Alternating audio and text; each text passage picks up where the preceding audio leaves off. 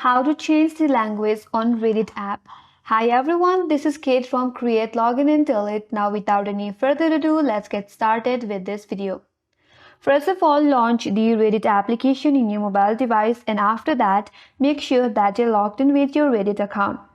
Now once you land on this home page, navigate to your profile icon from the top right corner. A drop-down box will pop up. From here, tap on Settings from the bottom of this interface. Now once you get to Settings page, on the language there you have a language option. Tap on Language. Now from this drop-down box, you can choose the language according to your preferences. Here, I will go with Italiano. After the language is downloaded, and if you refresh your page, now the language has been changed into Italiano. So that's the way to change language on Reddit, and hope this video helps you.